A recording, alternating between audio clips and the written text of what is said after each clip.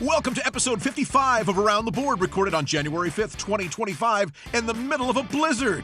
This is a show where four board game enthusiasts discuss board games and board game topics. Welcome to our first episode of 2025. In this episode, we take the time to reflect on our last year, on things that were our most played games of 2024, our biggest surprise of the year, our best new-to-you game, and lastly, each of our 2024 Game of the Year nominees. Here are your hosts, Daniel, New Year, New Game Connors, John, Fireworks Theismann, Chris, At Least I Made a Resolution Thomason, and Andy, as usual, I dropped the ball, Barnett. Now join us around the board. Andy, you really did drop the ball. Wasn't there a drop you were going to put in for episode 55? Oh, I forgot all about that. Yeah, hold on. We'll fix it in post, right? There we go. There it is. There we go. Episode 55. You're right. Now you make Chris happy. Yes. Exactly. What episode is it again? What episode? 55. There we go. I needed to play it at least one more time. So. Exactly. I'll try to make sure it come out a couple more times. Well, welcome back, everybody. Welcome back, you guys. Welcome back, all of our viewers. Hopefully, everybody's had a great time off, great holiday season and everything. I don't know about you guys. I completely unplugged. I took some time to myself. I traveled up into the Northeast, around Jersey, that area, got away from everything, took up a new hobby, nighttime drone flying. It's really cool. You can fly them anywhere. You can fly them above military department. Yeah, you can fly it anywhere. It's really cool. Was you. That was you. Okay. What was me? You should lay low for a while, John. Yeah. No, okay. Maybe this needs to go on the blooper reel with the. Are people hunting drones yet? I know there was talk about this years ago. Like I think in Colorado, some legislator tried to make it. It's not drone legal season, thing. So. No, it's literally illegal to shoot into the air into like neighborhoods. So that's actually what's illegal. You don't need the extra shooting a drone. This is true. Yeah. Well, let's Andy, I have a question for you. Since it's a new year, people are making resolutions. They're trying to figure out what their board game hobbies are going to look like. And I know right before the new year started, you took up a new logging system about cataloging your games, and you spent a lot of money on it. So how's that going? It's going great. It's going going great. Is it? I paid way too much for an app to categorize my gaming. So I found this app. On the iOS, and it was great because you just had to scan the barcode. It automatically populated everything about your board game collection right in there. And I was like, this is fantastic. And I got started doing it, and I got hooked. And then they had a limit to how many you could do, so I had to pay to make it. What was the limit? The full purchase. Well, it was 15. 15. But when you're 15 in, Chris. But when you're 15 in, man, you might as well just pay for the whole dang thing. There's no looking back. So you got them all cataloged, and you're using the app, and it's been good. Well, to be honest, I cataloged most of them, and then I thought about it and felt bad because the app cost $30. And so I requested a refund from Apple, and they gave it to me. Even Apple felt bad. I didn't have to have an excuse. They're just like, yeah, what idiot would pay $30 for this? Oh. Well, I'm glad your New Year's off to a typical Andy start. Always looking for that bargain. Yep, always looking for the bargain, and always in a conundrum. I feel like I've been compared to George Costanza before, where I'm somehow in trouble. There's some sort of drama going on, and I don't know what happened. Oh my gosh. So leaning into George Costanza, I feel like he would have said, like, when he submitted the reason for the refund is like, my child did it on accident. Is that what you did? I did not do that. I didn't even put it. In fact, I just left that part of it blank. I just asked for a refund and didn't put anything in there. They really did feel bad. They really did feel bad. They're like, yeah. They got him good. They're like, is this even in our library to offer? What is this? Right. Also, we are proud to announce a new sponsor. What's their name again? What was that app's name, Andy? Just kidding. Yeah. Hashtag not a sponsor. No, you know what sponsor I do want, though, is Board Game Stats. Because I need to figure out who who does that, and we need to like get them to sponsor a show because we have gotten so many board game stat converts here, and I feel like we need a little kickback at this point. It is a great app. It's an amazing app, and I love the little thing. I don't know if it's fairly recent or not, but the graphics they do for end of year stuff, is that new? Yeah, that's pretty new cool. This year. Yeah, I've never seen that before. That's cool. That's pretty neat. Yeah, and I love for those of you out there that have no idea what we're talking about, there's an app called BG Stats, which allows you to log your gameplay, and it gives you all the statistics you could ever want, like average player count, who you played the most with, what locations you played at, what types of games, what you win best at. Just an insane amount of data that is completely unnecessary in every way whatsoever, but still really cool. And again, it's not a miss that paid promotion's not in the top left-hand corner, because we really are not promoted by these people. We're really not in any way, so we just really like the app. So. I mean, as of now, after this airs, maybe we'll have a deal. I mean, hopefully, but at least at this moment, it's not. So. You said you got rid of yours. No, I still have I was going to bring that up later. Okay, so let's talk about it. So I have the app. I got it a long time ago, only because they had been doing it for a while. And I gave crap to Daniel saying that he did it just so he'd have a weird nerd flex, like, look at all the games I've played. Or Nothing weird about it. And then because of the level of detail that this app does, he was like, hey, one of the things it does is it tracks how long each play is. And I'm like, oh, here's some value here. I can actually find the real how long does it really take to play this game, right? Well, because the boxes are like 1 to 7 hours. Okay, that's not helpful, right? So I was like, well, this app will tell me, what real value it is, right? And stuff like that. So I used the app for about 6 months, hadn't actually logged how long each play took at all to that point. But then I felt like I was so far in. I'd already done 15 games. So that's right. I had to pay the $30, and here it's not 30, it's like 3, but anyways. Yeah. So I did it for like a year and a half or so, and then recently, like in August, I was kind of like, I'm just tired of doing this. I just want to live in the moment, so but I don't know. I'll probably start up again. I just whatever. So my question with that aspect of being able to time the play is there's a couple things that come into play. Haha, no pun intended.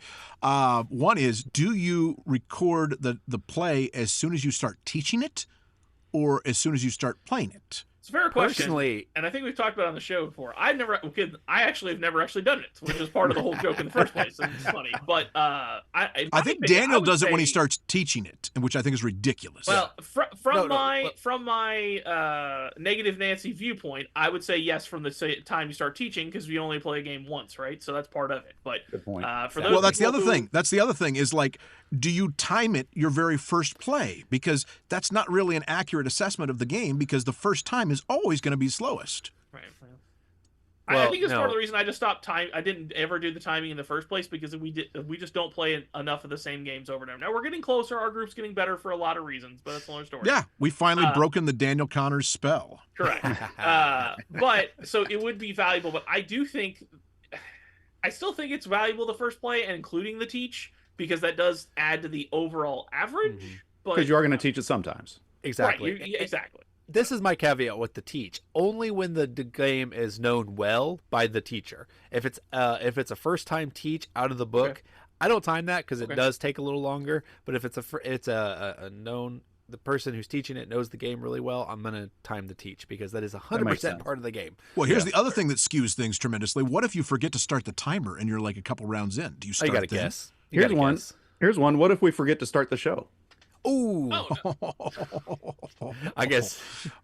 Wait. Before we start, one more thing. I just got to tell about local news here. We have FBC Game Con coming up April 11th and 12th. That is the second Friday and Saturday. So that is I think we're on 9th annual now. So this is our 9th year doing it. Also, putting him on the spot, but I'm pretty sure Joe Bragg is actually going to come down and visit us too, from Christian Board Gamers, and he's also representing Love Thy Nerd. So I think he's on board with it. And speaking of Christian Board Game Podcasts and Joe Bragg, check out their podcast. We're about to do a crossover with them. John and I are going to join their show, and they're going to join our show with Joe and Ray. And if you like, now the Christian Board Game Podcast is actually very Christian oriented. Ours is Christian adjacent. We talk about it when it comes up. No big deal. Joe's is very Christian. He the terminology baffles me, but okay. Yeah, I know. I had to use Christian adjacent. I baffled Joe as well, so that's why I got to do it. So, but anyways, check them out. But you'll be seeing more of them with us late in the future. But also FBC Game Con, April 11th and 12th. But Andy, what are the people really here for? Time to play the game.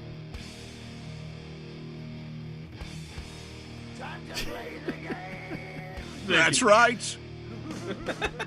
Around the Board is all about debating different topics within tabletop gaming in 4 unique segments, each hosted by one of us. A behind-the-scenes judge will award points to whomever doesn't go over time, and maybe to those who assert the topics well. At the end of the show, the contestant with the most points will be awarded 2 minutes that you won't get back. Now it's time to play the game. Round 1. Fight! First up, in this segment, we're going to discuss the game that we played the most in 2024 and why. Ooh, nice. So, let's get things started with Daniel. Oh, with me? Yeah, I'm going to let you start. I don't want to start. I'm throwing things in a new year. New me. Wow. I'm a giving person. I'm going to let myself go last. While he finishes his list, he'll let us all go. That's right. Give me 1 second here. Okay. And also a new turning the leaf for him is he's actually going in order like we're supposed to. Yeah, well, I mean, he's supposed to start, but that's fine. Sure, but at least he's going in the square, correct? Correct. He usually throws it to John, so this is an improvement. Correct. He's getting closer to the right start. All right, guys. Well, this year is actually, if you've been following me on FBC Gamers for many years, I've always posted my most played games, and it has always been Marvel Legendary for like the past 5, 6, 7 years. And this year, guys, is the first year Marvel Legendary did not even make my most played games list. Wow. I don't even think I played it a single time this year, which blows my mind. And that's because my old favorite game has been replaced by my new favorite game, which is my most played game, which is Marvel Champions. It's like Marvel Legendary, but more entertaining because it can be played with groups a lot better. The problem with Marvel Legendary was always when I played it with different groups, it would always take so long because they have to read every single card in the deck building game. Marvel Champions eliminates that. Also, it plays great solo and it plays really great with Randy. Me and him play it all the time together. And once we know the cards, the game plays really snappy. And Randy finally convinced me to play where I played 2 characters and he played 2 characters. And I thought it was going to be long and boring and just bothersome. And it's the way to play. It's so much more fun playing with 4 players. But in case you don't know, I know it's like a minute and a half in there and I didn't explain the game. But it's a deck construction game. You get to pick a Marvel character and then you get to attack and fight through a storyline. You're fighting Magneto and Juggernaut and Mr. Sinister and all the fun things above. Marvel Champions, it's the best. It's great, and it's my most played game of 2024. Very good. All right, John, what have you got? No shock there that it was a Marvel game from Daniel. But mine. You notice I just wanted to just glaze right over it. I did wanted notice to move that. on. No. I didn't even want to talk about it. I just wanted to move on. Let's talk about more Marvel, guys. Fine. One, I got this great hoodie, this X-Men 97 hoodie, and I fell in love with it. My wife was going to get it for me for Christmas because I was like, can I buy this? She says, no, wait for Christmas. I opened it on Christmas. There was nothing there on Christmas. She didn't get it to me. So this weekend, right before the snowstorm, I ran out and bought it. Nice. I love it. It's big nice mistake there, Sarah. Big. Yeah, yeah, big mistake. That is interesting. We'll have to, that might be a little side note for this episode. I mentioned it in the intro, but we are actually recording in the middle of a huge blizzard here in the Midwest with ice and snow and whatnot. It's really not a blizzard. It's an ice storm. It's just well, it depends where you are. So see, where you guys fair. are, you guys are a little further south. It's more ice. Up here, it's more snow. Ooh, we had ice and snow. But we all still made it out to record. That's pretty good. We did. Right. We made it all the way downstairs to our basements to record. We're not sloughing things off around here. That's right. We work hard for our money. It was looking hairy for Randy because he did leave at 2 a.m. last night, so that was fun. Gee. Oh, did he have his ice skates? Did he have ice skates with him? Yeah, it was fun. All right, enough of this. John, what's your most played game of the year? All right, my most played game. I'll go through a few of them here. It's very much influenced by my kids this time, which it never is. And my kids are older now; they're teenagers, and so both of these games, my top 2, I had played with at least one of them. And the top game with 11 plays was District Noir, which is really odd. It's a 2-player card game which plays really quickly. And it's got a really cool mechanism to it where you're trying to get the most of different sets, but you also try to get collections of all the different types of sets. And there's 3 cards that if you end up with them in your hand and play them to the table, you win automatically. So if you see somebody's been playing those, everything you play is public information. What's in your hand is not. And so you're trying to keep, so if you have the 3rd card that's going to help him win, you're trying to keep it out there, make him take something else so he can't take that. And so that's a really rare way to win, but it's just something that gets thrown in the works that really makes some more strategy out of the game. But it's a really fun game, and it's odd. I think I talked about it when I got it. I bought the Fox Experiment, and an ad for this game was in the box, and I was like, "That looks cool." And like Daniel was saying at the time, nobody ever just buys something from the ad in the box. I was like, "That looks really cool." And then I was like, "Oh, I saw it on the website one time. Go ahead, let me try it. It looks really neat." And it was a success. Obviously, my most played game. But the rest of the ones on the list here were Marvel Remix, which, if you're not familiar, is a Marvel version of Fantasy Realms, which my kids wouldn't play Fantasy Realms, but you throw Marvel on something and they'll have an interest to it. And it connects enough with what all the characters do and how they interact with each other and how the villains, how you have to defeat them or whatnot. Thematically, it kind of has a connection to the Marvel theme, so it's kind of cool, and it plays quick. They'll sit down there and play that 2 or 3 times in a row. It's really awesome. So that got 10 plays. My top real game is this one right back here. You probably can't see it. River Valley Glassworks got 9 plays, just because that is one that you can play. Anybody can play it, and you can play like the base mode, and then you can add in a module and make it a little bit more complex once people know the scoring. And so that's one of those games where you have to kind of play it once, just get the feel of it first. Then people a lot of times want to play it again right away because like, now I understand, I want to play it again, and it plays quick enough you can do that. So there you go. That's my top 3 anyway. But number 1 was District Noir. Wow. That surprised me when I saw that. Well, we never asked for top 3, but thank you for that extra information regardless. I hope points are not deducted because of it. I hope they are. I don't know. It was very specifically said to be top of the... Oh, that's right. We didn't talk about this at the very beginning, but John actually lost 2 points because of our last top 10 list. So. Wait. Well, not our last, but the Taylor Swift one specifically. It's because he put on Filthy Rich. Have you even played that game, John? Well, ridiculous. No. Ridiculous. Anyway, that's a throwback to a time far long ago in a galaxy. A great episode. Go check it out. Yes, it is. It's phenomenal. Top 10 games to play with Taylor Swift. Yes. So is Andy going to have -2 points next episode then for broom service?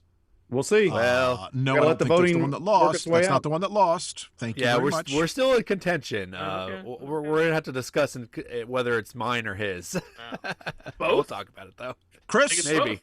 You're on the clock. It's an old school game, and if you're both losing, you both lose. All right. So,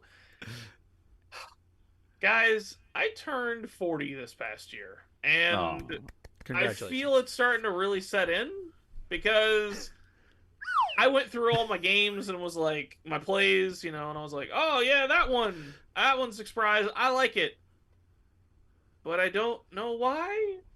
Kind of. I can't remember anything about it. Like, so for example, I had 6 games that I had played the most, and so then I picked this one because I really enjoyed it, and it was a new to me also game. So I'm worried that saying those words out loud is going to actually confuse Andy, but that's another story. All these topics time out. John comes up with these topics, and to me they all seem like the same topic. New to you, surprise to you, game of the year to you.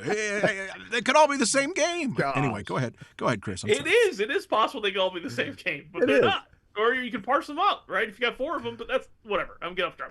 So the answer for me, most played, is Aquatica. Wow. And it was actually initially because of the show. John bought it and was like, hey, we should talk about this game or whatever. And we played it, and I really liked it. But this is what I'm saying. I'm back to 40.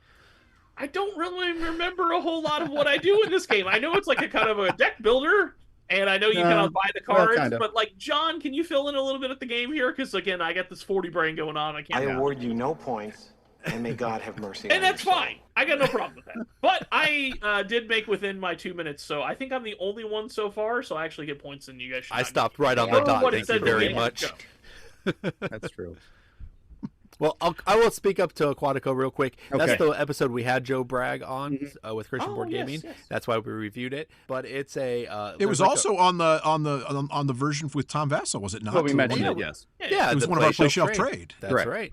But it's a like a river game where you can buy something from the market. It's a deck building game, and then what's really cool about it is there's these. No, it's not a deck building game. There's this like board that when you buy the card, you put it under the card, and as you move the card up, it unlocks different abilities until it kind of gets to completion. So it's like this combo game where you're buying cards, and then you're also has a little bit of a deck as well. Yeah, I love combos. Yeah, you're building your deck, and you always have to play. The only thing you have to do on your turn is play a card out of your hand. Then you have all these other options. You can use like places you've conquered or places that you've purchased, and use actions off of them. You use actions off of your manta rays. You can do all these things to really cascade and make some huge turns. So it's one where you're kind of building it up for everybody else's turn. Then you're like, okay, here we go, let's go at it. Yeah, that's right. It's not really a deck builder. It's more of a hand management, and then with the board thing and how everything cascades up here. That was I was thinking about how you could buy the cards and how there's like the first market and the second market and the clears, and I was like, okay, that's cool, but that's very standard. But I was like, I know there's something special about this game that I really enjoyed. But I remember that's what it was. Is how you put the cards down and how you have to kind of move them up and stuff like that. Yeah, it's a very interesting mechanic. I've not seen anything else, and it's a really good one. I really enjoy it. Thematically, you're conquering these places or bribing them, and then you're trying to get the stuff up to the surface. So that's what you're moving the cards up. Once you get it, it's a treasure, and you put it up in your treasure pile. So it's like, to me, it just needs the Aquaman IP, and then it would be complete. Ooh, there you go. No, Namor, man. Yeah, Aquaman is Submariner. So last. Yeah, in 1950s. Come on. Okay, see, don't have any idea what you're talking all right, about. Andy. All right, Marvel, man, Marvel. Well, it's my turn, so I'm going to go. For me, the one that made it to the list was an interesting one this year, and it was influenced by my kids because my kids like playing this one, especially my oldest.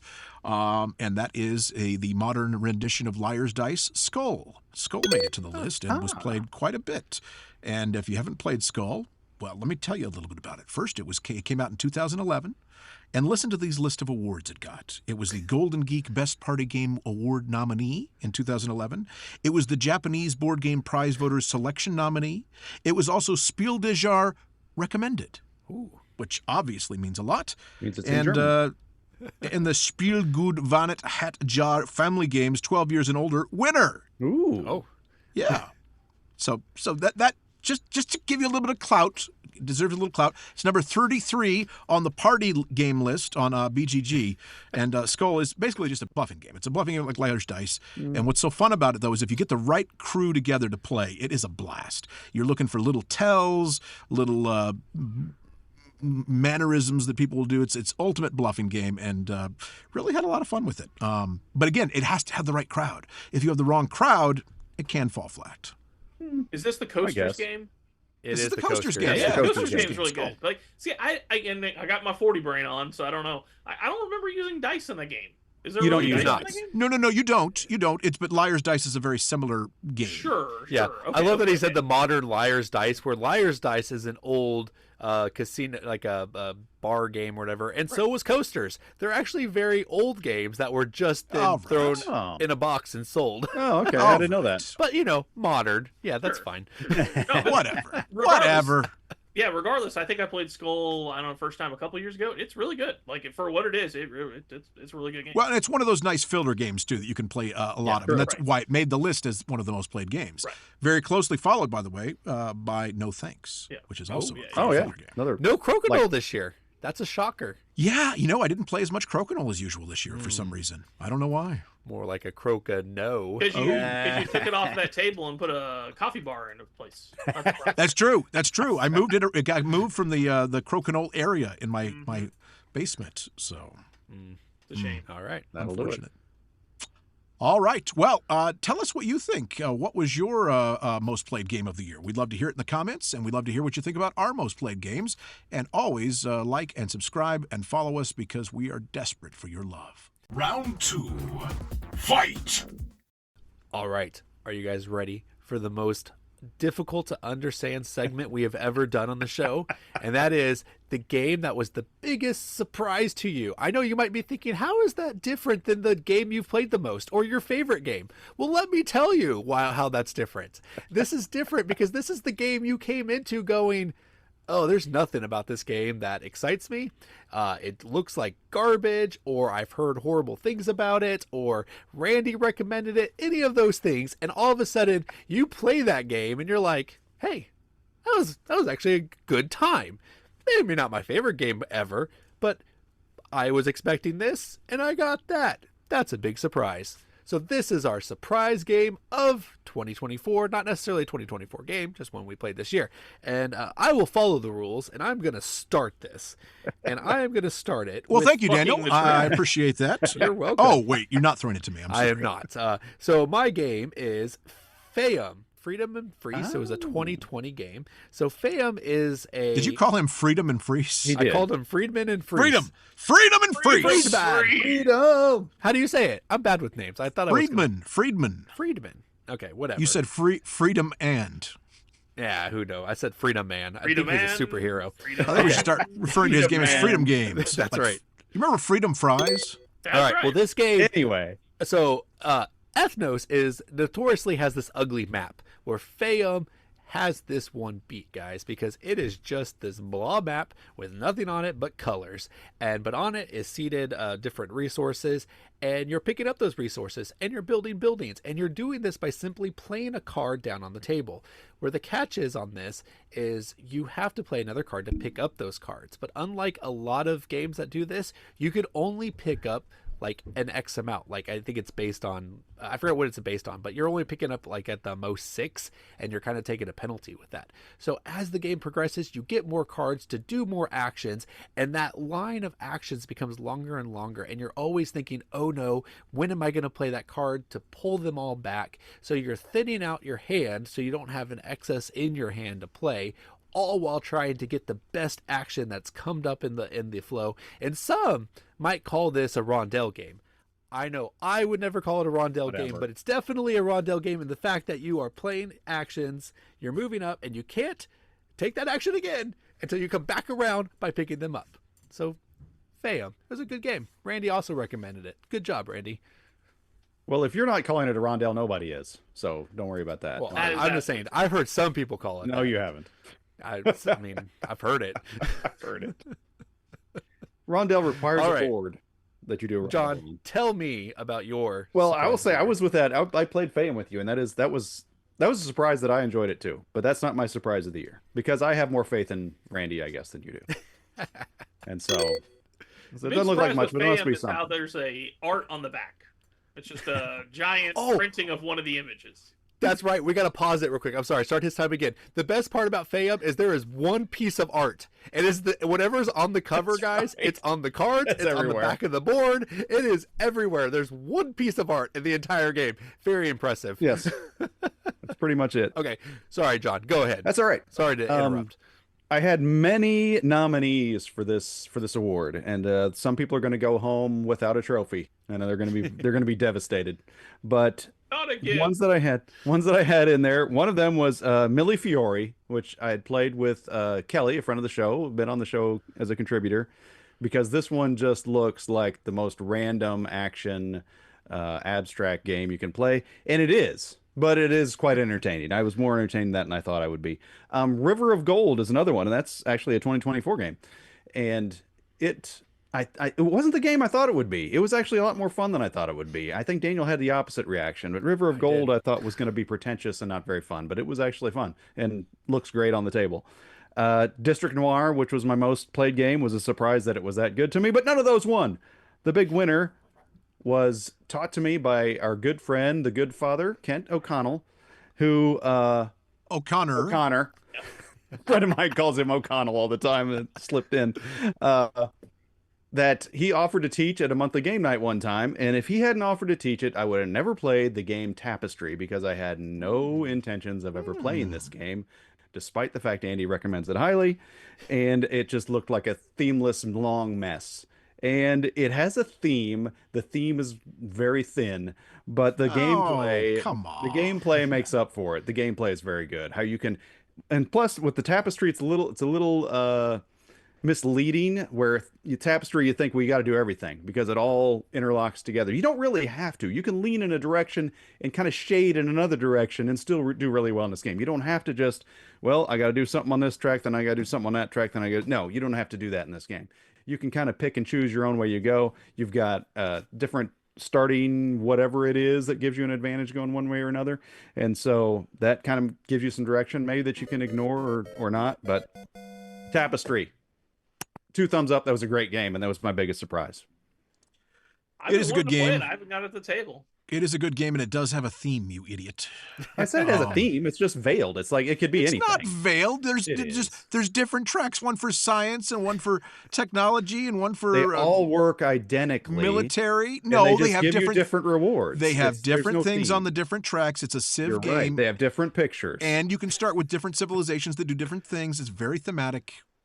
But can't you like invent the plane before you invent the car in that game? Like I heard because that's in the biggest theme you can do that. Yeah. It's called time travel. Yeah. That wasn't invented yet. Ever heard of it? That came later. All right, Chris, I'm excited to hear about what your biggest surprise is. I'm guessing it's something that looks beautiful. Or was it something you thought would be good that really, really sucked? It's true. No, that's not the case. But you know what? My biggest surprise of 2024 shouldn't have been. It really shouldn't have been. Intriguing. It comes in a unique and visually pleasing box, John. Banana Nice. creams. It is by a famous designer, one that I like a lot. No, it's not Mr. Bowtie. And you know, he's had one game that just is incredible, and a bunch of other ones that people kind of are like, eh. He's known for that box size, and this is a crossover with Daniel. It is Faiyum. And the funny thing is, I don't know how I didn't think I was going to like this game. Now, I guess partially I kind of somewhat bought into the fact that overall people kind of panned it when it first came out, and largely a lot of his games have been panned since Power Grid. As a whole, it's just kind of like, oh, it's another Freedom and Freeze game. It's not very good. I have 504. Again, it's more of a concept than a game, but that's another story. So I was like, oh, it's another Freedom and Freeze game that's kind of falling flat on its face. And Randy say, hey, we should play it. I'm like, okay, fine. Well, let's play this, whatever. And yeah, it's beautiful for all the reasons that Power Grid is beautiful. It is like the cards that you build, kind of build your deck with, so to speak. It's more hand management than deck. It's kind of hard. It's an in-between kind of thing. But like that whole thing is they come out randomly. Absolutely. Just like the power plants in Power Grid. Now there's a little more linear in the Power Grid than in Faiyum. Faiyum, it's really random. You could have cards come out early that are like super late game great, and then vice versa. And because of how the cards come out, it vastly changes the way each play is, which is something that I'm always a huge fan of, how every play is determined based on how things come out.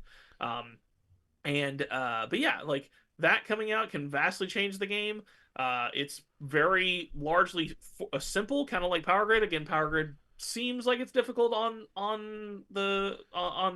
first glance, so to speak, but it's actually pretty simple, and so is Faiyum. So yeah, like again, it was a surprise for me, but again, after looking at it, I totally should have been surprised, because it really is just kind of another iteration of Power Grid, and it's fantastic. The game's fantastic. I love it. Well, there you go. That's like 3 recommendations for that game. So if you haven't checked out Faiyum, you guys should definitely check it out. It's really fun. Just another hit by the quality team, Friedman and Freeze. That's right. Yeah. Freedom and Freeze. Freedom. Freedom and Freeze. They'd make some good games. I have yet to. All right, Andy. I am. Sorry. Yeah. Go ahead. No, go ahead. You haven't played Faiyum yet? I have not played Faiyum yet. Oh, so you need to play. I think you'll like it. Yeah, Andy would like that game. Yeah. It has nothing to do with Power Grid, and I think, the shades, the colors might bring you back, PSTD or something like that, because it's very PTSD, similar. But close. Whatever, dyslexic, it's fine. PlayStation touchdown. You just said dyslexic wrong too. That's great. You know you're dyslexic when you can't say dyslexic. All right. Go. Yeah, I'm just gonna go. So, So I had it's funny. I had a different game picked out, but again, I didn't understand this topic because I never understand your topics half the time, John. The game I had picked out was Planet Unknown because it was a surprise game that I just didn't know about and really enjoyed playing it. But it wasn't something that I was like, oh, I don't think I'm going to like this. It just was kind of out of nowhere. And so the one that I played that I was like, I'm not going to like this, that I found myself strangely liking, is a co-op. What? A cooperative game. Do you know what it is? I do. I know what two it could be. It's the game Tom Vassell trashed to your face. No, it's not that one, actually. Oh, because I think I was first introduced to that one last year, maybe. Oh, you're right. I think this is a game That's that Flight Vassell Team. actually That's really Flight Team, likes, in fact. Sky Team, not Sky Flight Team. Okay. But what's yours? But I know mine what it is is now. The Gang. It's a simple little game. You almost don't even need the components of the game, although I recommend getting them just to award the designer because it's a clever game. But it's basically you're playing Texas Hold'em together. And so, way back in the old days, the olden days before board games, I was into simple games like Risk and Texas Hold'em. And I played a lot of Texas Hold'em. And I loved it. And I enjoyed it. And I still enjoy playing it occasionally. So this game, you are working together. You're all dealt your two cards like in Texas Hold'em. And you're working together trying to talk as much as possible. You can't talk about specifics about what you have, but you can kind of give hints to see, and you're guessing who has the best hand as it comes out. So you've got the initial cards that are dealt, and then you have to kind of decide between you guys who's got the best hand. So if you've got pocket aces, obviously you're going to argue for like I've got the best one. If you've got if you've got 7-2 offsuit. 5-8 offsuit. Yeah, something like that. Exactly. 7-2 offsuit. You're going to probably argue that you have the lowest hand. But anyway, 6-3? So there's arguing in this game? That's why you like it. That's why he likes it. Not arguing, discussion. Anyway, so you do this as the cards continue to come out. So then there's the flop, and then you again discuss who thinks they have the best hands and have things shifted. And then you get the turn. Same thing. And then the river. And the only time it really matters if you get it in the right order is on the river. Once everything's out, you have to successfully predict who's got the best hand to worst hand. And it's really a lot of fun. It was surprisingly a blast discussing that, and it kind of got into the tactics of Texas Hold'em, and it was fun to play. Can't complain. Cool. Plus, I got to bring up old jokes that I had about Texas Hold'em, because there's all kinds of jokes about the different types of hands you might get. So if you get what is it? If you get pocket aces, is Anna Kournikova? Or no, it's AK. That's no, it's the ace. You stole my thunder. The ace king offsuit is the Anna Kournikova. Yep. Because it looks great and plays terrible. Wow. But anyway, a lot of fun with that one, the gang, and highly recommend it. Yeah, and since Andy had mentioned Planet Unknown at first as being a surprise because he didn't know about it, I wanted to mention one that I forgot to, and this is two games. One is Lords of Baseball. John found it on the Gen Con list, and we actually went and hunted it down. Really cool game. So that one was surprising, also because the cover looked horrible as well. Like they really should have done something different with the cover. And the other one, this is a shout out to our producer Randy, Solar Quest. He finally got us to play Solar Quest this year. And you know what? It's Monopoly in space, and it wasn't horrible.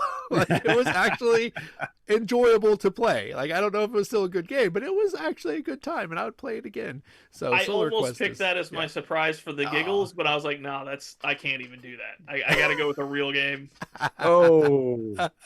No, but it's legit. Like I liked the game. It was fun. Like for being Monopoly space, it is fantastic. Yeah. But imagine I was Monopoly just like, with I an got to pick ending. a game that people will respect, so to speak. Right? No. So because you haven't played it, it's like Monopoly with an ending. So that's a plus. Correct. And lasers. You get to shoot each other with lasers. It is true. So there you go. Everything you wanted in a Monopoly is It's an in old Solar silly Quest. game, but a lot of fun. Right. All right. Well, Laser. Laser. all right, guys. So let us know in the comments what game surprised you this year. Was it an old gem that a friend was just begging you to play, or was it something that you found at Gen Con? What was that game that was just a big surprise and you're glad you got it played? Let us know. And then also comment, like, subscribe, all that stuff. After these messages, we'll be right back. Darkness covers the land. Evil runs amok. Chaos reigns in the hearts of men and women. It's time to start over. The creator of the universe is about to give humanity a cold shower. In Ark Noah, you and your family members work cooperatively to survive a massive flood coming to cleanse the land of evil. The National Weather Service has issued a flash flood warning for... Your tasks include warning other humans about their impending doom, collecting pairs of animals to breed in the new world, and gathering resources to build a massive floating vessel of protection. In Phase 1, you get to work on your tasks while ignoring public mockery. Noah, you old fool. I know how to swim. But be careful. Phase 2 can kick in at any time, bringing with it 40 days of rain that are sure to dampen your plans. If you succeed, you'll be rewarded with an all-new life full of rainbows, fertility, smoked meats, and the death penalty. It's an epic water judgment adventure for families of all ages. Alrighty, and we're back, and oh no, here we go. We have a comment from our correspondent in the field, Hansa. Well, hello, guys. Happy New Year. I hope you got everything you wanted for Christmas. No, actually, almost. Not everything on the list. That's You're for sure. still around, Hansa. Oh, I love how you joke around, Andy. All right, I have a new comment. This is from our Clips episode. It says, "Dear Around the Board, where is Hansa? Why isn't he in this? He's my favorite in the show, yet he's not here. I don't understand why there was no clips of Hansa. Please explain yourself. Anonymous." Anonymous. Right. funny. I think I saw all the comments from that show and did not see that Yeah.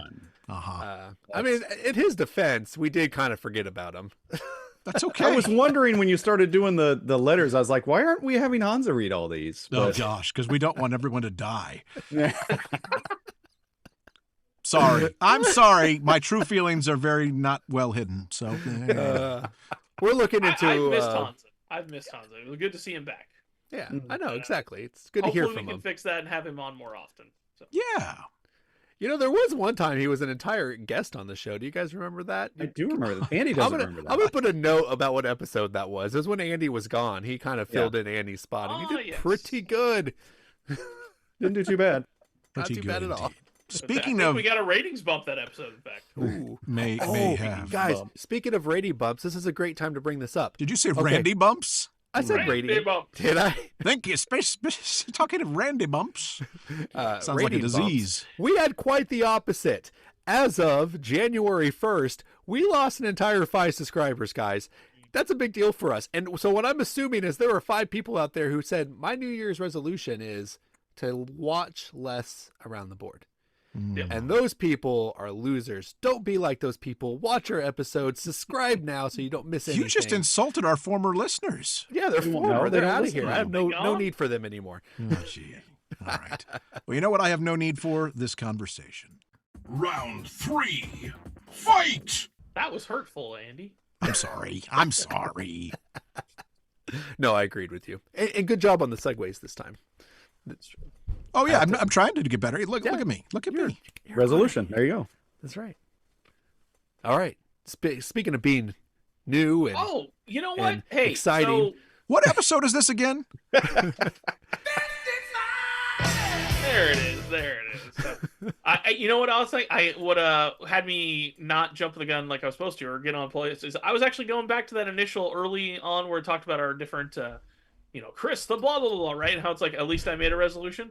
That couldn't be less true because actually my resolution is not make a resolution and I succeed every year, people. So just letting you know. But anyways, so now we're going on to the third and best segment because I'm the one running it. Yeah. Best new to you game of 2024. So, yeah, so this is another kind of I'm 40 and I can't remember all the details of why I like the game, and I'm worried that no one else in here actually can answer for me, but we'll try to stumble through this as best we can. So it's not Faiyum.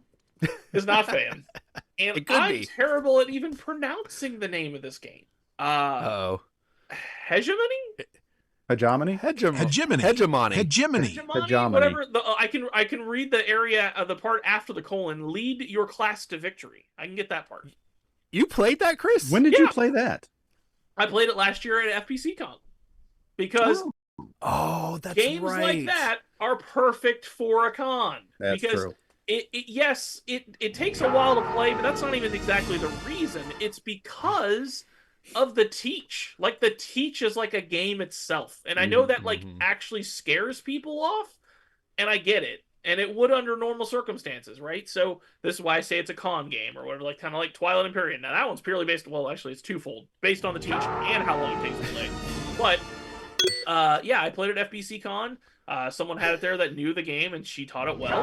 I'm hoping they're there again this year. Maybe I can get a game in after I'm done doing my duties at FBC Con. But yeah, it's thank you. I'm sorry. You guys, this is what happens. You compliment me about being better at the segues and the sounders, and I get all happy, and I go crazy. The real question is, have you played the con drop? What's that? Which one's that? Gosh. I don't know that one.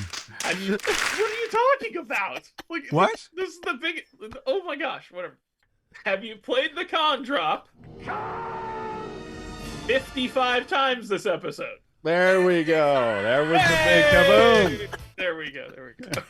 Good gravy. That was a rabbit hole. That was fantastic. Anyways. Check the outtakes. But yeah, I play Hegemony, and it's very interesting. It's a very asymmetrical game, but everyone really does affect each other. So like it makes sense within the overall like way the economy works and stuff like that. So there's the people at the kind of upper class, they just make the jobs, but they can't do any of the work. And then the working class, they can just do the work, they can't make any of the jobs. And then you got people in the middle, and then you got like the treasury department that's doing stuff. And so IRS. It works really, really well. It's very thematic. It makes sense. It's not as like it just makes sense like viticulture does, where it's just like, well, yeah, obviously I got to start planting stuff, and then I can start harvesting stuff, then I can start sending orders, right? Like that game is like the ultimate for intuitiveness, in my opinion. But Hegemony is actually pretty much up there. Like, it makes sense. Like, oh yeah, if these people can only do these kind of things, and so be it. So I really like it. It's a bit of a bear to learn, to teach, to play, so to speak. But it was fantastic. It was fantastic. How does it compare with a game like Root as far as learning it to play it? Ooh, Is it pretty similar? I guess so. In some ways, I have to imagine Root's a lot easier to teach. It is, yes, but like there are less races, so to speak. There's only 4, right? Because there's only 4 player. It's a 4-player game, so to speak. So there's less like worry about how they all interact and all that stuff. And that's like they're also built to interact in a certain way.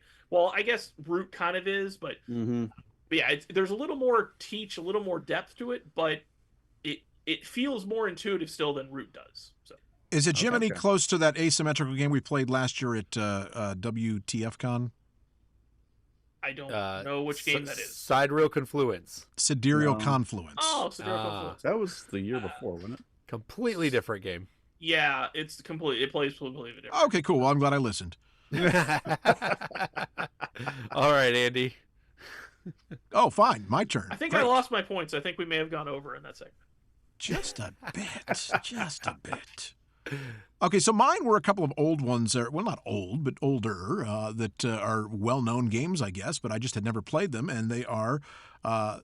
there's 2 that really tied, and one is Fields of Arle, which is an Uwe Rosenberg game, a 2-player game that is fantastic. Really enjoy it. It's got depth to it, and it's you guys probably wouldn't like it because you don't like A Feast for Odin, and you're fools. It's not a feast of well, it could be Feast for Odin, but Fields of Arle is really great. It's got some uniqueness to it, and I love it. And I actually have not played it yet, but I've got the expansion that adds a 3rd player, so I'm really curious to get that to the table. The other one, find another person that wants to play. I got plenty of people, John. Plenty of people. They're all up in my head. They're all up here. Anyway, the other one is another well-renowned game, and that's Gaia Project, which I found to be absolutely a blast. And not as intense as people say. Both of these games are more in-depth and a little more complex, but not crazy. I mean, the way I heard some people talk about Gaia Project is it would take, 6 hours or something like that. And it doesn't. It takes 2 or 3 hours. 2 or 3. It's not bad at all. It's a great game. I have heard that what's the newer one of that Age of Innovation. I've heard people really rave about that, so I need to get that played as well. But Fields of Arle and Gaia Project were the two that were new to me this year that I really, really, really liked. Yeah, Andy. Go ahead. Sorry, go ahead, Daniel. Andy, you're doing the heavy lifting here. John pulled up the boring sign twice on you now. That's usually reserved for Chris, so good job. I do what I can. I do what I can. Andy's taking the flack this show, that's for sure. Honestly, I must have not logged my play of Field of Arle. By the way, also, this is part of the reason I stopped doing it, because I'd forget half the time and just didn't feel like it was worth it. So, but I forgot about playing Field of Arle. I played that a couple times with Ryan, and that game is aces. Like everything I hate about Agricola, that game is. Like, I actually feel like I am a farmer. Like, and do I want to field crops or livestock and all this stuff? Like, that game is aces. It's so good.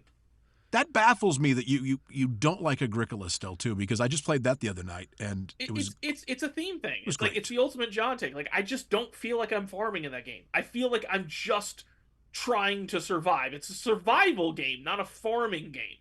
So it's one of the same, bud. Do you know many farmers, Chris? I do-ish. I would argue that most of those farmers say it's a survival game. Yeah, back then it was. Nowadays, that's a whole other thing. Sorry, farmers, but it's a whole different life now compared to back then. So. Wow, just insulted all of our farmers only followers. Can we get which was going to be farmersonly.com on the show? Farmersonly.com was going to be a sponsor, and we now need to get them. Not now. Not anymore. Go away with the .com boom. .com. All right. Well, I guess I'm next then. I guess so. So my new to me game, John, you could hold up that boring sign because it's right in context with what Andy Can you get it in said. frame this time, though? That'd be great. Yeah, no, you got to cover your face with it. Yeah. Sorry. There you go. It's actually wow. Man, I can't even come up with a zinger. I'm just so fried right now, man. Sick I'm burn. not fried, but what? I said sick burn. Oh, sick burn, man. Sick burn. Okay, weird flex. All right. I was going to say the sign is an upgrade over John's face, but anyway, I just totally missed it, man. Hey, you hit that one quick. Whiffed. Quick-witted Andy. We got. I will say, like, there's no time that I feel more kerfuffled or whatever. I can't get the words out on this show than like any other time in my life. I don't know what it is, but I sit down in this chair and I'm just like, yeah, I feel your chair. Yeah, so I'm like that every day. Good point.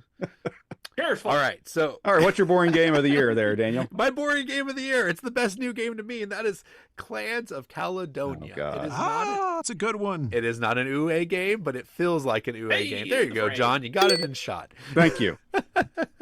All right, Clans of Caledonia. It's just this really unique like market game mixed with a little bit of an area control that's really unique because the area is divided by the rivers, and if you have like one large chunk in a land, that counts as one area. So you actually want to like separate your areas with the rivers. So you're actually trying to like sprawl out across the like Irish island, and then while you're doing this, you're building buildings that are going to generate like wool and milk and all that stuff that you are going to sell on the market. And as you sell it on the market, it makes it more valuable so that if somebody wants to buy it, it's actually going to cost them more. Or every time, or maybe vice versa. Probably vice versa. Supply and demand. I don't know. I never passed economics. It only works but at the a point bank. is, yeah, That's one. no big deal. So, anyways, Clans of Caledonia, I had it on my shelf since it came out in 2017. And yet this was the year I finally busted it out at WTF Con with Andy, and it was a delight. It was just a good time, and I highly recommend this game. It also, you should not be discouraged by it by like referring to it as an UA game, because UA games can take like several hours to play, usually about 2 to 3.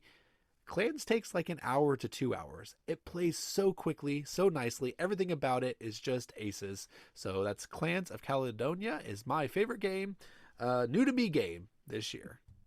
So I have to confused about the difference as well, Daniel. I just got tongue tied. I got to point out at least 2 errors that you made in that.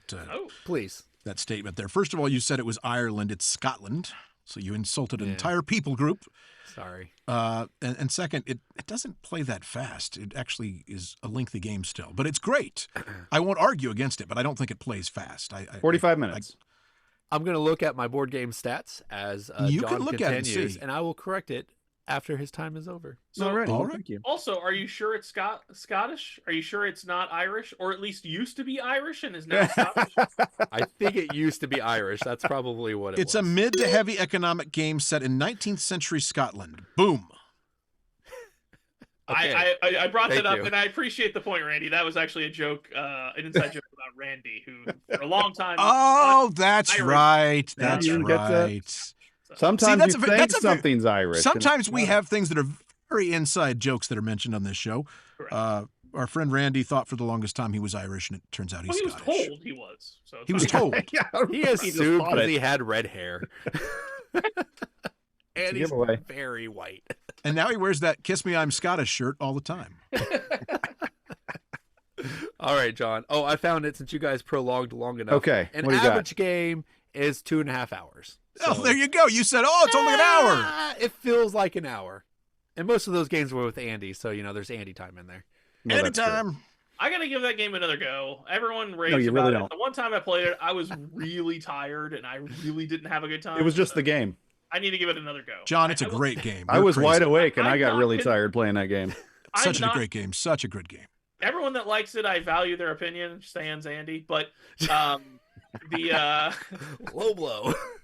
but I was just really tired, so I don't have high expectations, John. I think I'm still not gonna like it, but I do need to give it another shot because I was really tired. Well, if you care about theme at all, you're not going to like it. That's Oh my gosh, it's full of theme. know. It's Stop full of it. theme. I feel It like a is not. farmer surviving to stay alive. Oh, please. You don't feel like anything. You're doing the thing to do the thing to get the different things, and that's Oh, that's bullcrap, John. You're crazy. And Anyway. you know the good thing about that game, real fast?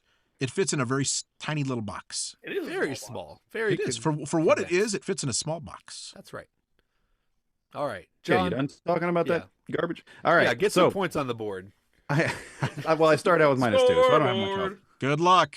I've got 2 of them that made my cut for best new to me game. One of them was Dune Imperium, which I never had played, from 2016. I think before we even had a show, we were talking about Dune Imperium on YouTube a little bit. And I didn't ever get to play it until this last year, and it was really good. It was better than I expected it to be. I think going into it not having read the books, couldn't stand the movie, watched about a half hour of it, had no idea what was going on. I'm like, I'm done with this. Yeah, The because there was game no makes up theme, for right? it. I'm sorry, whose time is it? Oh, that's right, it's my time. So now there's theme to the movie, but who knows what it is? I can't keep all these races separate. Like, what do they do again? What do they throw like 5 races at you in the first 10 minutes. I can't remember who's who. Anyway, it's not my job to make the movie enjoyable. The game is enjoyable. Dune Imperium, very good. But that isn't number one. Number one, which we've talked about a couple other times on this show, is Obsession. I finally got Obsession to the table. Somebody else's copy. It's not mine. You talk about theme and game working together beautifully and getting a French kiss for it, and that is Obsession, because you feel like you're doing what you're doing in that game. You're inviting these guests over. You're trying to get something out of them because you're a conniving socialite, and that's your theme in this game. And so you're hiring manservants and maids and all these things, and trying to get your guests to come back and trying to host them in these different rooms. And also you can, reach the upper echelons of society. Works fantastic. Great game. I hope I play better the next time I play it. I didn't play very well, but Obsession, best new to me game, did not disappoint. I love how you got in there like you said, like, I played it, not my copy, as if that seems like a very passive aggressive way of saying, Well, it was on the buy me this game, buy me this game. It was on the Christmas list. That was my Christmas game, but it's not my copy. I don't have it yet. Well, hopefully your wife's watching. There you go. For next yeah, year. For that'd next be a year. first. And hopefully Taylor Swift is watching, because I think that would be a Yes. great game to play with Taylor It would Swift. be. It would be Wonderful game. great. So it seems like your guys' wives don't know what to buy for you. Mine knew exactly. She knew the assignment. She just ordered it from Ukraine, so it's still not here. Wow. Theoretically, it should be Yeah. here in about another week. So Would you want a landmine? oh wow, no, it's a Hashtag cool, too soon, John. Yeah, it's a cool tankard off at Etsy. I'm pretty excited about it. I'll make sure. Hopefully, it'll be here. It should be here by the next episode, and make sure it'll be my cup for next episode. Okay. All right. So, what was the best new to you game for the year? Was it something that you've played many times before? That wouldn't make any sense. I was trying to make some sort of transition to 55 here. But regardless, maybe the best new to you game was a game you played at a con 55 times this year. And if so, please let us know in the comments. And let there be 55 comments. It can be about cons. Round 4, fight! And this is the whole reason for this show. This is our end of the year wrap up. The finale of that is Game of the Year 2024, the game that did come out in 2024 that you played, that you had the most fun playing, that it spoke to you. So it's going to be a little bit smaller field. We're not board game professionals. We're not board game experts. We're board game enthusiasts. We're like you. We don't always play all the new games. We don't get them free coming to us in the mail. We don't come home every day and there's a porch full of games from designers just hoping to see them. What? There is? Well, I It's had all to of pay Daniel's for Kickstarter them, showing up. and I don't okay. play any of them, and I had to pay for them all. That's what I'm saying. They're not just I coming thought from maybe you were designers. pulling Here you go. But I thought maybe anyway. you were pulling something on us there, Daniel, and you were getting the copies and we didn't know about it. Yeah. So. He doesn't share them with us. So most of us probably have 25 or less games that we've played that came out in 2024. So it's going to be the ones out of that mix that we're going to have for our Game of the Year. I'll tell you a couple of honorable mentions and then my Game of the Year. Honorable mention, I have to mention again, it was on another list, but it's worth mentioning again, is River Valley Glassworks. An amazing game from All Play. They're probably their most successful game at this point, wouldn't you say? I mean, it's gotten them into the mainstream. Maybe, it's going into probably. Targets. It's going into Walmarts and stuff. So, and it's a really fun and it can be deep strategically, somewhat more so than most of the schlock that you get off the shelf. So it's a real gamer's game that's fun to play and easy to teach. Is River Valley Glassworks. Another one that I thought I should probably mention, the aforementioned Lords of Baseball. With that beautiful box. There you go. Looks like an oversized cigar box, but really cool theme, very good implementation. But my number one game of the year has got to be, I didn't get it down, but here it is. It's actually one I own as well. Rock Hard 1977, baby. That game is amazing. And it's very similar to a game. It's one of my favorite games of all time, which is The Godfather Corleone's Empire, in that it's a Euro. It has Euro mechanics, but it's a lighter Euro because it's in favor of having more theme into it, because you feel the theme in this game. It's pretty amazing. Everything you do as a musician compounds to give you better attributes, better access to different things. And one of the coolest things about it was how it ended the last time I played, which is at the end of the game, your last round at the nighttime, you can either go to bed early or you can go out clubbing. And someone had triggered endgame. I had 2 end game goals I had to get, was go to bed early 3 times or go clubbing at the certain club 3 times. I was one away from both. You can't do both. Even if you take candy, you can't club and go to bed early. It doesn't work. That's part of the game. See, thematically, it doesn't work. So I'm like, well, I'll take the clubbing action. I take the clubbing action. Hey, this club is dead. Go to bed early. Boom, I got both of them. I got the clubbing action. That's so sweet. There's things like that happen all the time in this game that just give you the feel of what you're doing, and they give you some really good moments. And so Rock Hard 1977, my Game of the Year 2024. So solid. Sounds like it has a lot to do with Godfather, because they both have candy in it, right? Oh, that's true. Yeah. Except Godfather doesn't hide it. It's flat out narcotics. That's right. By the way, this has to happen, so I'm gonna speak it into existence right now. I'm manifesting this, guys. There will be a video of Daniel and John imitating the guys from Night at the Roxbury that will play during this segment. I like it. Okay, we'll see. We'll see if that happens. Both of them are like, yeah. All right, so my Game of the Year for 2024, shocker, I actually played a game that came out this year. What? I know, weird, not on brand, but I did it. So cool to the new. This one I actually liked quite a lot. It is Skyrise. So this is also a game that's not on brand for me, and the fact that the upgraded components, they move the needle quite a lot. Now, would I ever have problem playing the original normal version? No, not at all. But the upgraded components with the 3D plastic, floating city thing, and as well as the miniature pawn things, we'll call them. Those are fantastic, especially because they're almost just an engineering marvel. The fact that they're all different and the fact that you can stand them upside down and they don't fall over, it is quite incredible. So, but I love this game because it's the thing that I love, where it's a game that's not super complex but got a lot of depth. And its main core mechanic is part of it, which is your fact that you're trying to bid on different regions. It's kind of simple, kind of like an area control thing to it. But the way it works is not just, I'm going first, area A3, we're bidding on A3. That's not it. What it is I pick one of my pawns that has a different number value on it, and I put it on A3.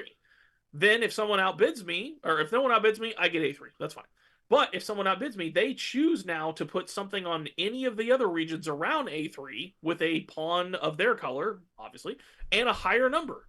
And you just keep going. And eventually it keeps snaking around across the board until someone stops, and then whoever made the highest bid wins that region. So A3 almost never is the one that actually is bid upon and got. But and there's ways you can kind of manipulate and kind of mark off certain parts of the board where you just kind of auto get a win, which is kind of cool. So yeah, the game's pretty simple at its heart, but it's got tons of depth, and yeah, the actual production value actually does move the needle here, people. And most of all, it's not crazy expensive. It's priced the way it should be. Like, you know, I think you get like the upgraded component version for like 75-ish. Don't quote me on that, but I think that's right around where it's at, the way it should be.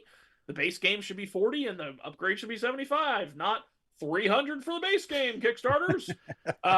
So yeah, my game of the year is Skyrise. It's Kickstarter. No, it's Skyrise, and I really liked it. It's a real good game. So funny thing, Chris. Not even you can escape you. That's because correct. That's correct. This is not. You said this is unlike me because it's a new game. It's not a new game. It's a re-theme of an old game, Metropolis from 2007. That is true. That is true. And it's an awesome game. I won't argue with you at one bit. Skyrise is amazing. Metropolis was fun too. But I just think it's pretty hilarious that your game that you were like, oh, I played a new game. It wasn't even a new game. It was a reskin of an old game. I will argue about the main mechanic. The main mechanic when I play is Daniel yelling at me because I started at a spot that set somebody up. So that's the main mechanic. That's true. I got a little testy on that game. What are you doing? You kept putting things where somebody could just go to like an isolated area and just I'm so get it bad right at away. that part. It's like you guys weren't looking at what anyone else was doing. It was like, come on. So bad at that. It is a good game. It is a good game. Very good. It was on my list. So mine for 2024 is going to be a game by Shem Phillips and Garfield Games. And one of the Three Stooges? No, that's not one of the.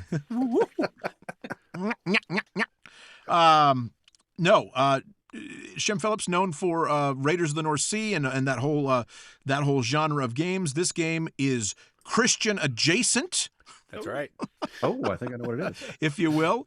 And it's Ezra and Nehemiah. And Ezra and Nehemiah is a great game. Not only does the theme work really, really well, John, it is a heavy Euro with a lot of complexity and a lot of different things you can do. You can focus on really 3 different areas. You can focus on learning the Torah and the law and putting scribes out and getting different things that will chain and get you in-game effects and things like that. You can also focus on rebuilding the wall. It's set in the time of Nehemiah, when Nehemiah was sent back to rebuild the wall of Jerusalem. So you can do that and focus on wall building and collecting resources and clearing rubble.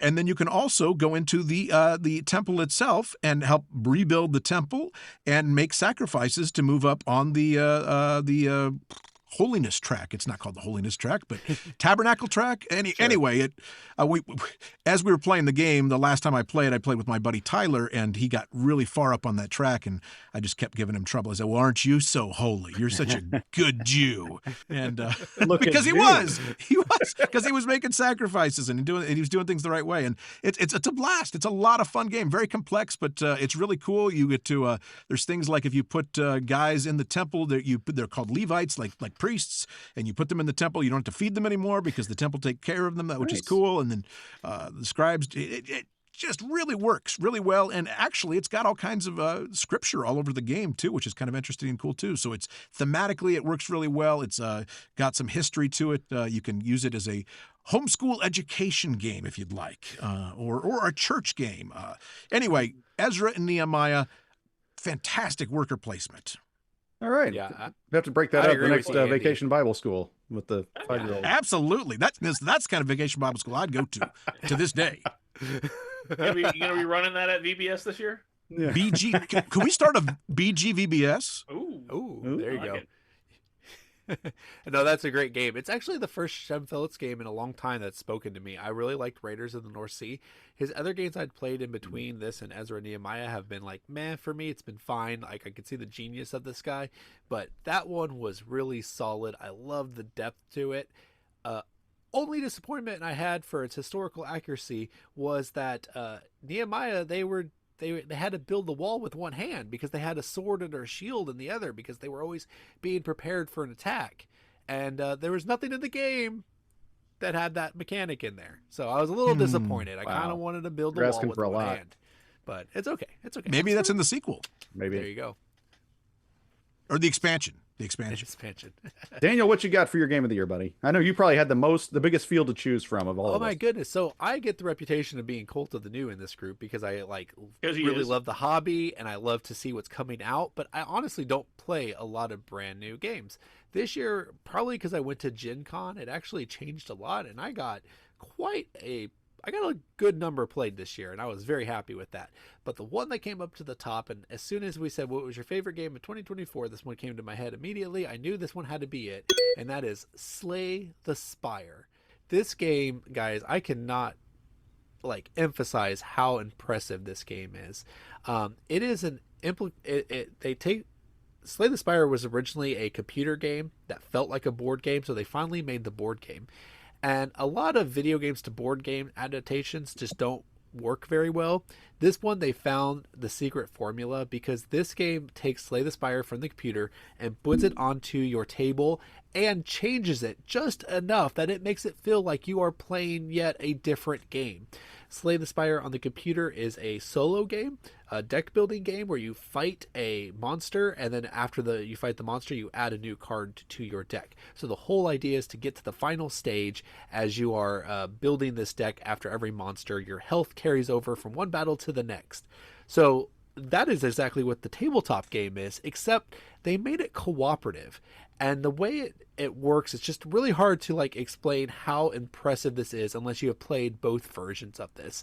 But they sought out to do something miraculous, and they succeeded because not only is the Slay the Spire video game one of the best video games you'll ever play, this board game, I'm convinced, is one of the best board games you will ever play as well.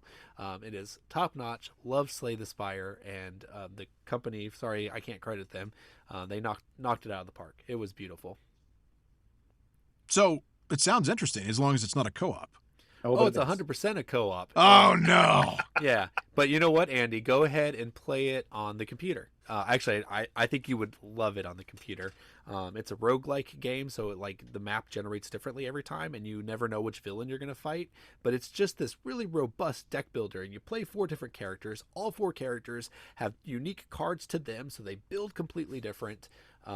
Wonderful game. Check it out, whether the board game version or the video game version. You have to play it if you haven't been playing Slay the Spire. Interesting thing about Contention Games is Contention Games is the name of the publisher. There you go.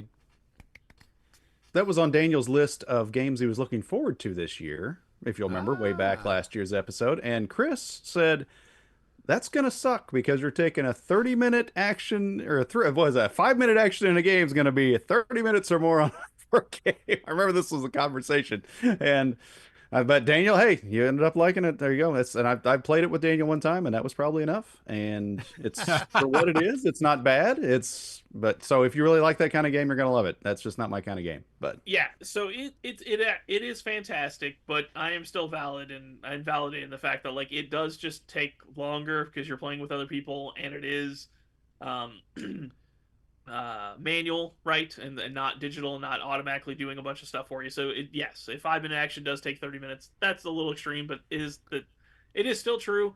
But it is a lot of fun.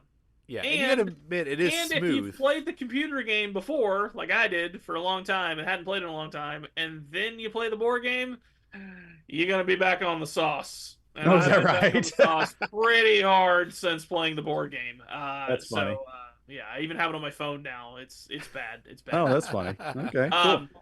It's a fantastic game. Yeah, like if you've not played the computer game, play the computer game. If you think this will be fun, then you should play it. And again, it's one that like my son wants, and I'm like, but we could just play it because we play the video game version, and he's like, we should get the board game version. I'm like, it's just gonna take longer for no reason. Let's just play the video game. So, but again, if it looks interesting, this is one of those. If it looks interesting to you, I can't imagine that you're not gonna have a good time. It's yeah, very probably. solid. They did a very good job of the transition from video to board. Yeah, and it plays very smooth. Yeah. So, all right, enough about all that. What you out there? What did you play in 2024? Leave it in the comments below what your favorite game was from 2024, because there's a good chance none of us played it. Maybe it would have been ours. So let us know. And with that, we're gonna Daniel probably played it. With that, we're gonna wrap it up and see who the winner was with this close contest of 3 of us being tied with 14. So it really means I won because I started out with -2. But the winner, so I gained the most points, but the winner is going to be Old Man Chris with 15 points.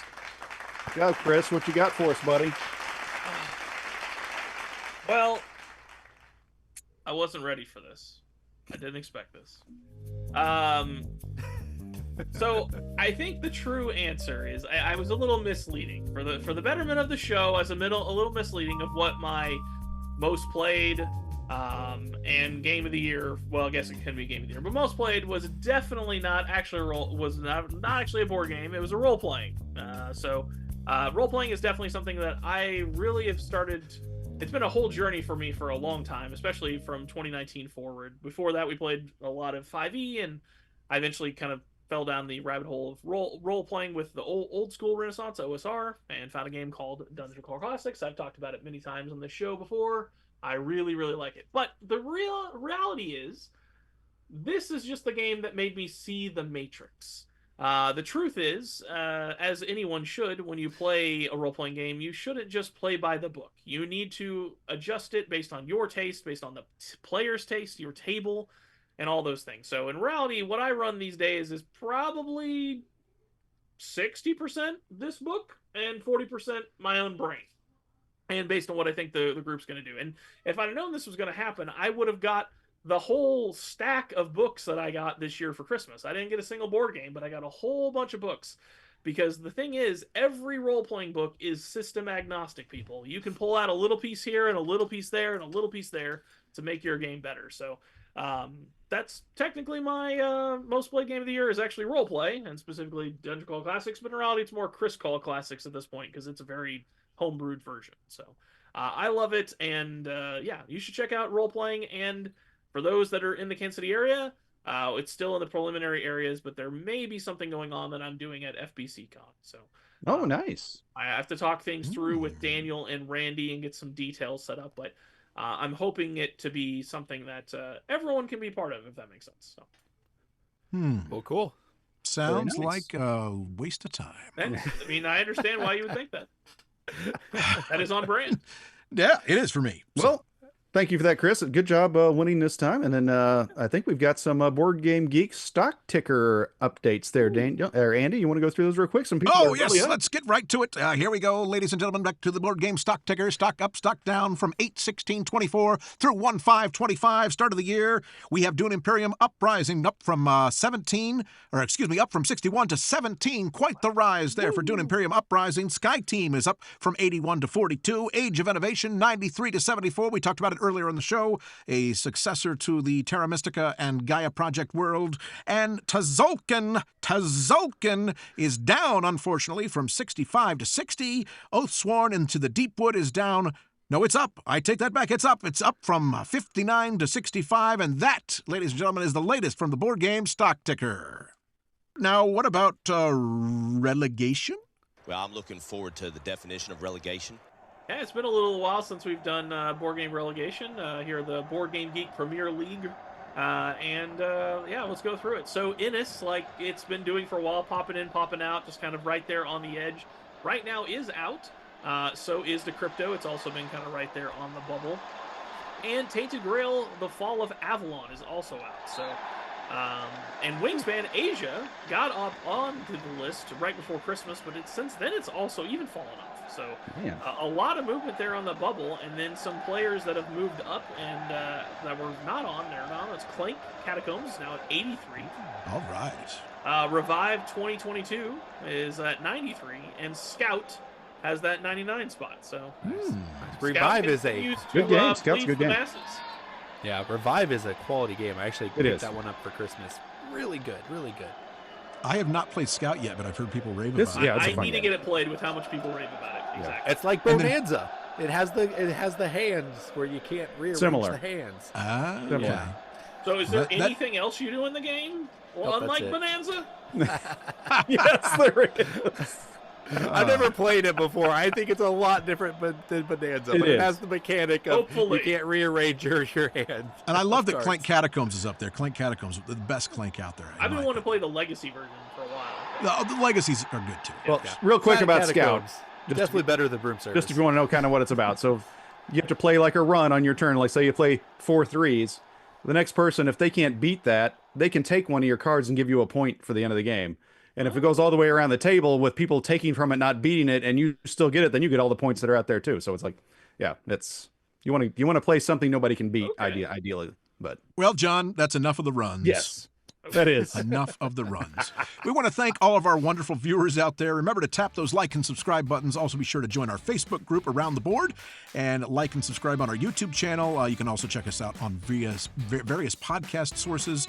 Send us an email, mail@aroundtheboard.net, or reach out to us elsewhere on social media.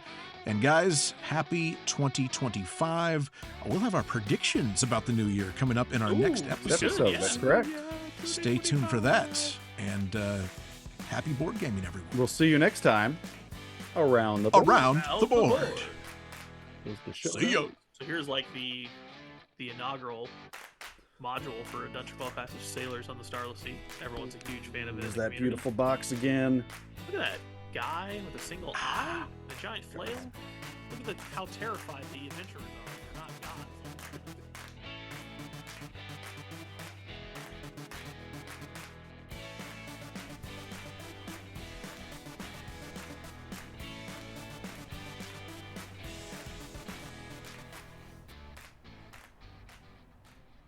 Better at the segues and the sounders, and I get all happy, and I go crazy.